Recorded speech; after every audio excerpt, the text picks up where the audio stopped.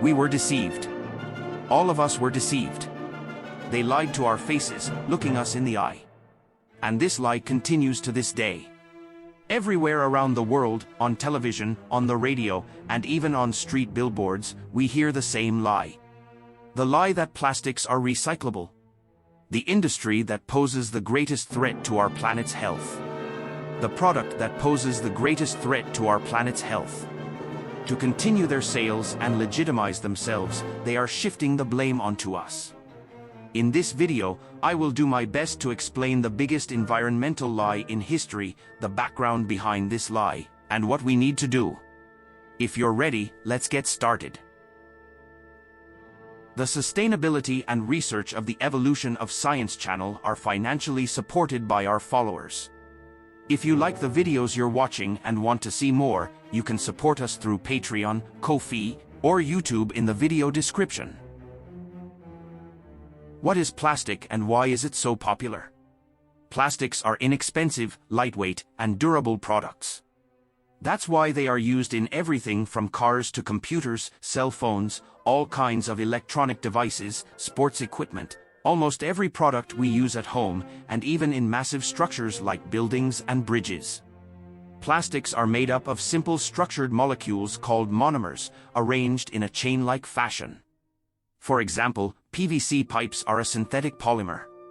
However, there are also natural polymers like DNA and proteins that form chains in a similar way.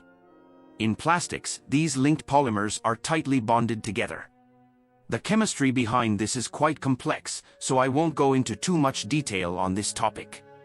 There are various methods for synthesizing plastics, and they generally involve tightly interconnected structures. How long do plastics stay in the environment? As I mentioned earlier, plastics are composed of tightly interconnected chains, and there are very few mechanisms in nature that can break them down. Some types of fungi, bacteria, and worms can break down plastics, but these organisms are relatively rare, so the process is very slow. Therefore, it can take up to 450 years for plastic to begin breaking down in the environment. This means that a plastic water bottle thrown into nature will remain for around 450 years, just like it's still with us. The degradation process begins after this time, and it is also quite lengthy. For example, the remnants of the plastics we are using today may still be detectable in 2523, having remained largely unchanged. Today, we produce and consume so much plastic that these plastics will soon blanket our planet. Currently, there are islands made up mostly of plastic waste, spanning 1.6 million square kilometers. This is roughly half the size of the United States. These islands cover the surface of the water and disrupt the quality of oceans and waters. Even in the Mariana Trench, which is 12 kilometers deep, there are now plastic waste.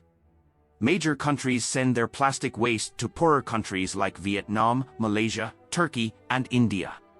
These countries tolerate these waste imports to make some profit, but it harms our environment. When these plastics start to break down, they don't disappear right away. They break into smaller pieces. Those broken pieces break into even smaller pieces, and so on. This process continues until they become what is known as microplastics, which are very, very tiny pieces, and that's where the problem begins. These microplastics mix into the air and water and become part of the circulation.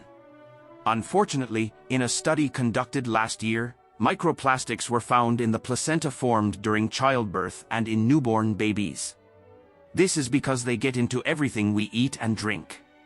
Studies on seafood have found that most of the fish and seafood we consume contain microplastics, and this ratio is expected to increase over time. Some of the plastics we use are already harmful to our health. When scratched, exposed to high temperature variations, or left for a long time, plastics can start to leach chemicals into their surroundings, as well as into food and beverages. Chemicals like diethylhexyl phthalate and bisphenol A, BPA, found in some plastics are harmful to living organisms and can cause cancer. For instance, BPA can mimic hormones and disrupt our hormonal balance. It used to be even used in baby bottles, but its use has decreased in recent times. The plastic lie and its history? So, if plastic is so harmful, why do we still use it? The lies begin right here. The prime suspect in all the world's ills, petroleum, plays a significant role in this story. Plastic is a byproduct of oil, and approximately 4% of the world's extracted oil is used in plastic production. First developed in 1869, plastics quickly became popular because they were cheap, easily producible, and could be shaped as desired, infiltrating every aspect of our lives. Initially, materials made from metals and non-metals became much more affordable thanks to plastic. During wars, with the support of major nations, plastic companies spent significant sums on advertising campaigns to get people accustomed to plastic. People quickly noticed that these products were durable and could be reused, leading to rapid adaptation. However, to prevent reusability and encourage consumption, companies began running ads that promoted plastics as single-use items, claiming they were already cheap, so buying new ones after one use was the way to go.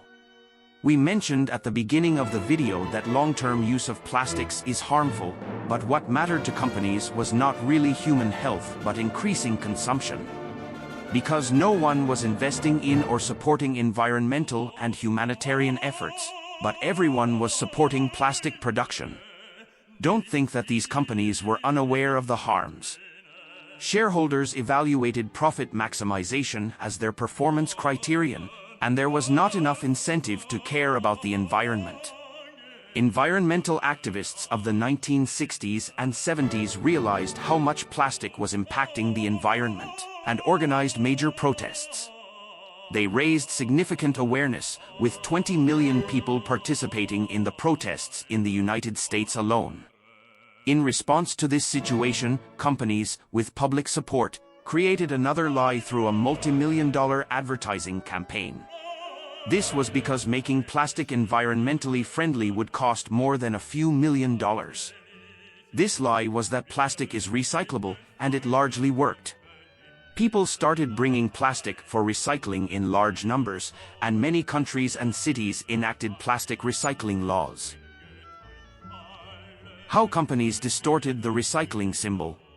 In many states and countries, laws were enacted that allowed companies to slightly alter the shape of the recycling symbol stamped on plastics, and add a number to the center. This was purely for misleading purposes. While these three arrow symbols might appear to be recycling symbols, they weren't actually. Despite the numbers within them seeming to symbolize how easily the plastic can be recycled or how many times it can be used, they did not. What do the numbers on plastics mean?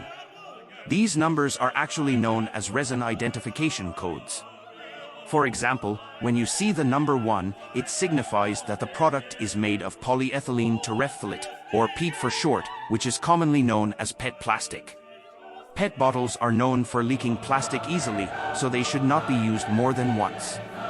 If you see the number 2, it indicates that the product is made of high-density polyethylene, or HDPE. You can find this in detergent bottles, shampoo bottles, or milk jugs. This plastic is capable of carrying heavier materials compared to water. Plastics with the number 3 are polyvinyl chloride, or PVC. You can find this in plastic pipes and fast food containers. Plastics with the number 4 are low-density polyethylene, or LDPE. You can find it in bags used for items like meat, fruit, and vegetables, as well as bags used for wrapping food. Number 5 represents polypropylene. You can find this in yogurt containers, baby diapers, bottles, and rigid plastic cups. Plastics with the number 6 are polystyrene, used in products like foam and packing materials. It's also commonly used for thermal insulation. Plastics with the number 7 fall into the other category, meaning they don't fit into the first 6 codes. However, these numbers are of little significance.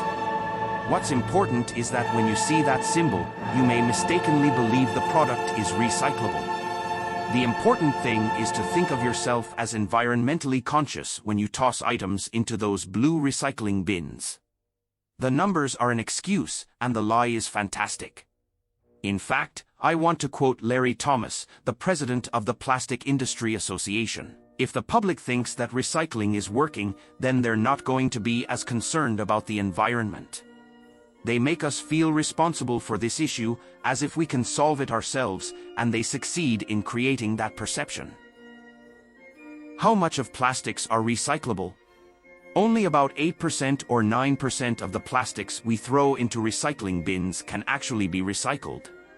The recyclable ones are PET-1 and HDPE-2 plastics. Even these can only be recycled once or twice before they start losing their integrity and resilience. Unlike glass or metal, which can be heated and reused indefinitely, plastics do not share the same capability. Furthermore, many companies prefer to opt for reproduction over recycling, creating an illusion of recycling instead of allocating a budget for recycling efforts. Documents released by the plastic industry stated that recyclable plastics do not transform into anything meaningful, and that it is more profitable to reproduce them indefinitely. However, this has little importance. What matters is that you believe in their recyclability. How does petroleum and its derivatives impact global warming? Reports released by Exxon in 1982 and Shell in 1998, both major players in the petroleum industry, predicted that the combustion of petroleum and its byproducts, releasing carbon dioxide and methane into the atmosphere, would raise temperatures by 1 degree by 2020 and 2 degrees by 2080, in line with the temperatures seen during the Industrial Revolution. They emphasized the importance of transitioning to alternative energy methods and prepared reports, foreseeing the devastating consequences and the possibility that the public might turn against their companies due to the harm caused. Fast forward to 2023, and temperatures have indeed risen by 1.1 to 1.2 degrees, just as predicted in 1982. With the significant increase in the use of petroleum and its derivatives, the temperature increase by 2080 might exceed 3 degrees or more. So, what happened in response? Nothing much. Everything continues as it is. They ignored our future and our children's future for the sake of profits. They hindered the progress of technologies that could have moved us away from petroleum and its derivatives. It was all about maximizing their profits. Forget about eco-friendly marketing efforts. The United States even passed a law that banned future bans on plastic use, effectively prohibiting any future restrictions on plastic usage. So, what can we do? As mentioned earlier, only about 8 to 9% of plastics are recyclable, and even those come with various rules. For instance, if there is dirt on the plastic or if it's mixed with other plastics, it cannot be recycled. Unrecyclable waste is either burned, releasing pollutants into the atmosphere, or dumped into the oceans, causing significant harm in both scenarios. Therefore, trying to calculate recycling percentages doesn't make sense. We need to change our habits. I mentioned changing our habits, but let it not be about using paper bags instead of plastic ones. For example, don't use a plastic bag only once and then discard it. Instead, use it multiple times or use existing bags you already have. Opt for glass, steel, or ceramic items over plastic ones. Don't be fooled into thinking that paper bags are a perfect alternative to plastic bags because both are made of polymers, and paper bags can only be recycled about 7 to 8 times before losing their usability. For instance, the plastic bottle you use and then recycle cannot become another plastic bottle. It turns into a much lower quality plastic. The paper bags you use don't become paper bags again, they might become cardboard boxes or something else. Then, they are usually burned, causing significant environmental harm during both production and disposal. When you go shopping, consider using reusable cloth bags that can last for years, or bring your own bags. Especially for plastics labeled with 3, PVC, 6, polystyrene, or 7, other, if they don't have PLA written on them or a leaf symbol, it's safe to assume they might contain BPA, so try to avoid them. In situations where plastic use is unavoidable, opt for PET or HDPE, plastics labeled with 1 or 2. Understand that you cannot solve this environmental crisis on your own and that these are distractions. We are coerced into using plastic, and we are made to feel guilty as if we are the culprits. The real culprits are the massive companies that have created this problem and the governments that have supported them. Ultimately, they are the ones who can solve this problem, and we can pressure them to do so by reducing plastic usage. Don't dismiss environmental activists as people who are wasting their time. They are warriors working for your future when you can't. Support them financially and morally. Learn from scientists, not from big corporations' advertisements or nonsense on social media. I'm talking about the greedy and destructive giants who are willing to sell our planet for profit, without any regard for the consequences. I just wanted you to be aware of what's happening. See you in the next video.